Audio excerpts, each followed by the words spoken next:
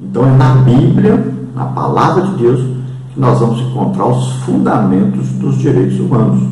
E se nós somos igreja, então nós temos que propagar esses direitos humanos, nós temos que ajudar as pessoas, temos que amar as pessoas, porque é a vontade de Deus. Olha, Jesus resumiu toda a lei na palavra amor. Amor, o quê? Amar a Deus sobre todas as coisas e amar ao próximo como a nós mesmos. Então, o que devemos fazer? Se nós gostamos de ser bem tratados, nós vamos tratar bem as pessoas. Se nós não queremos passar fome, nós não vamos deixar ninguém passar fome. Se nós gostamos de ter uma roupa para vestir, nós não vamos deixar ninguém sem roupa para vestir.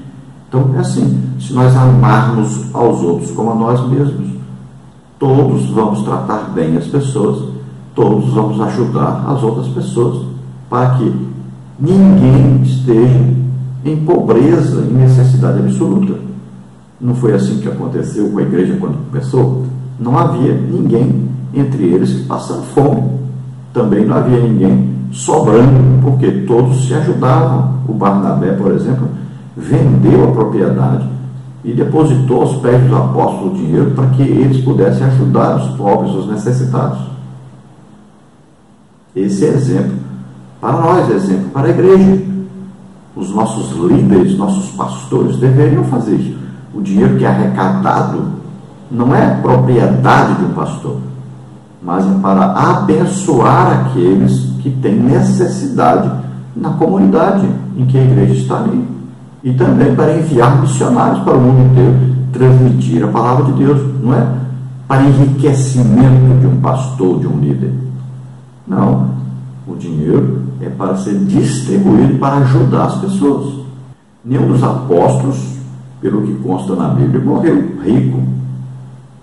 Todos eles usavam o dinheiro que entrava para ajudar os outros. Menos um, o Judas, né? Tirava parte do dinheiro. E veja o fim de Judas. Nós estamos vivendo uma época que talvez você ache que os direitos humanos ajudam mais os bandidos do que os justos, né? Mas não é verdade. Os direitos humanos não foram criados para ajudar bandidos. Às vezes nós vemos que as pessoas que têm mais dinheiro, mais condição financeira, são mais beneficiados, porque podem pagar mais advogados, descobrem aí brechas na lei, né? Na verdade, eles se tornam mais desonestos do que já são e vão descobrindo brechas que foram deixadas na edição das leis. E eles se aproveitam disso. Mas isso eles estão fazendo o quê? Estão transgredindo mais ainda e estão cometendo pecado. E um dia você vai ver a diferença entre o justo e o ímpio, entre aquele que serve a Deus e o que não serve, entre aquele que é honesto e o que não é, entre aquele que faz sair todo tipo de falcatruas e aquele que procura viver de uma maneira honesta, santa e irrepreensível. Então nós vamos ver alguns grupos, né, que têm uma ideologia fora daquilo que a palavra de Deus ensina, fora do que a boa convivência com o ser humano ensina, que usam muitas vezes a legislação, os direitos humanos, exatamente para tratarem mal a sociedade, para ofenderem as pessoas, para tomar os direitos das pessoas, para enriquecer as custas das pessoas e até para terem direito a transgredir os direitos dos outros, por incrível que pareça. Então nós vemos, por exemplo, aí, que todo ser humano, ele não pode ser considerado culpado de nada enquanto não for julgado. E um julgamento honesto, onde o dinheiro não pode prevalecer, a condição financeira não pode prevalecer sobre aquele que não tem condição financeira. Nós podemos ver aí um caso interessante sobre Paulo. Paulo era o quê? Um cidadão romano por nascimento.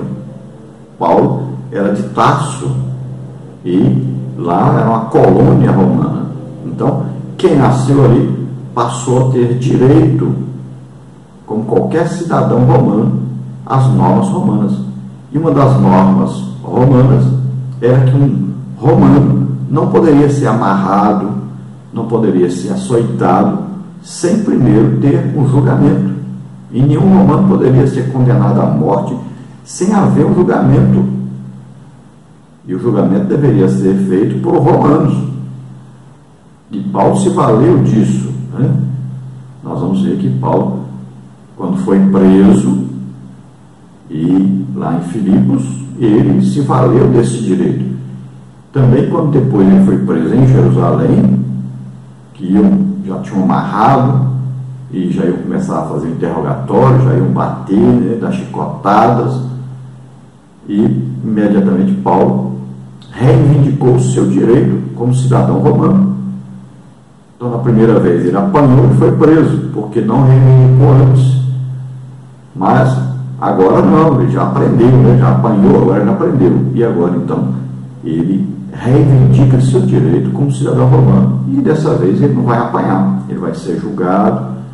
Depois ele mesmo apela para o julgamento máximo do romano, que era ser julgado pelo próprio imperador em Roma. E Paulo reivindicou isso porque ele estava correndo o risco de ser morto. Então ele reivindicou isso e foi aceito a sua reivindicação, e ele foi colocado no navio e enviado para Roma para ser julgado lá pelo imperador.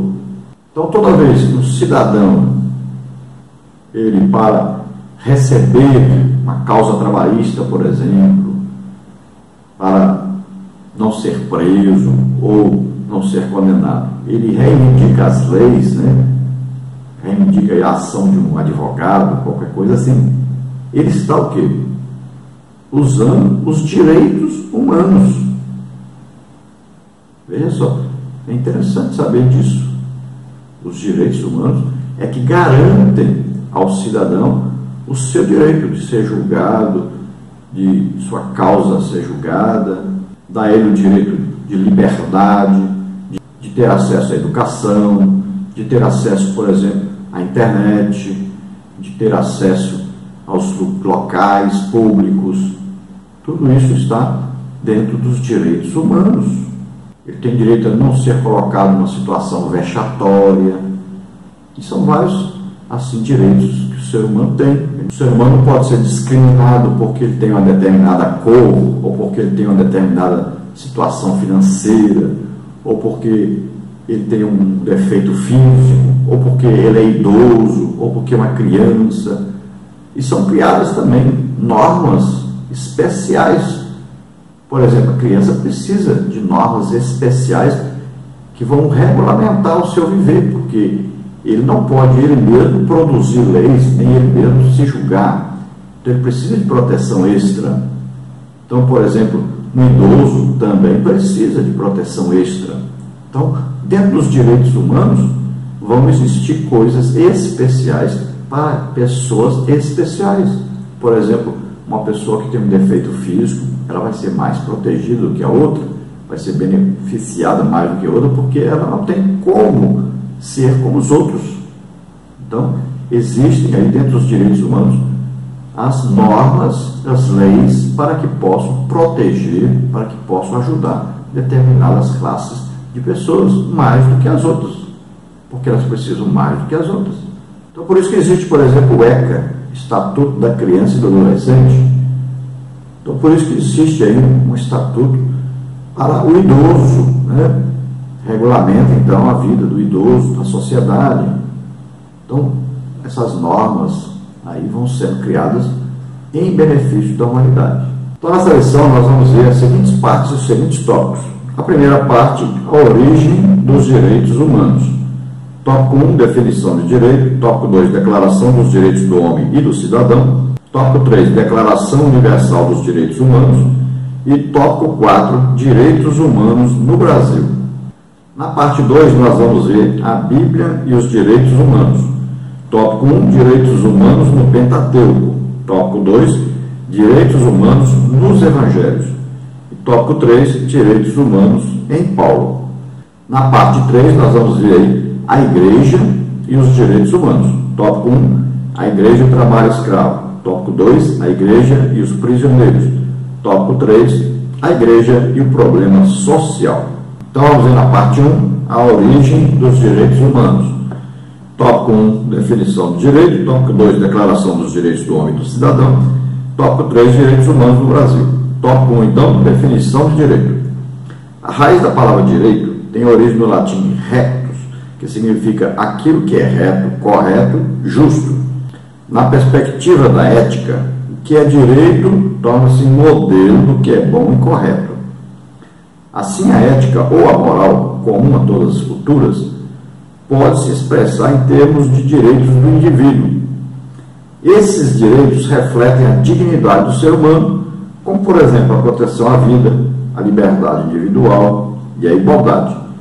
Estes são pressupostos fundamentais acerca da dignidade humana. Então, aquilo que é correto, é justo, né? É direito das pessoas. Então, isso aí vem trazendo ao ser humano uma facilidade para a sua sobrevivência, vem trazer uma garantia de que ele possa aí ter uma proteção quanto à sua vida, quanto à sua família, quanto às suas posses, né? E nós vamos ver que tudo isso é baseado, quando falamos de direitos humanos aprovados pelo ser humano, sempre tem a ver com a democracia, porque em países, por exemplo, comunistas, a pessoa não tem direito a ter uma propriedade. É diferente. Se nós olharmos aí para ditaduras militares, então já os direitos humanos não são respeitados. Por isso, a base, o fundamento dos direitos humanos é a democracia. A liberdade, por exemplo, do uso da internet em países comunistas não existe. Então, tudo é controlado pelo governo, né? Então, veja bem que não tem como nós falarmos de direitos humanos sem falarmos de democracia, porque não existe aí os direitos humanos dentro de um sistema que não dá liberdade aos seres humanos, que não dá aí o devido respeito pelos seres humanos e não julga iguais os seres humanos. Então, tudo aquilo que é bom, que é correto e que vai ter benefício para o ser humano, dentro da ética, então, é considerado aí um direito humano. Agora, em toda cultura, em qualquer cultura, existem aí normas que vão regulamentar esse viver humano, e a maioria das normas são boas para o conviver do ser humano, para o viver do ser humano. Tópico 2, Declaração dos Direitos do Homem e do Cidadão. Promulgada pela primeira vez em 26 de agosto de 1789, em Paris, na França, essa declaração foi resultado da Revolução Francesa, que, inspirada pelo Iluminismo, elaborou 17 artigos proclamando a liberdade e a igualdade entre os indivíduos. Esses direitos passaram a ser considerados universais, ou seja, válidos para todos os homens em qualquer época ou lugar. Então, falando de direitos humanos oficiais, então a primeira vez que se fala sobre isso em 1789, na França, na época do Iluminismo.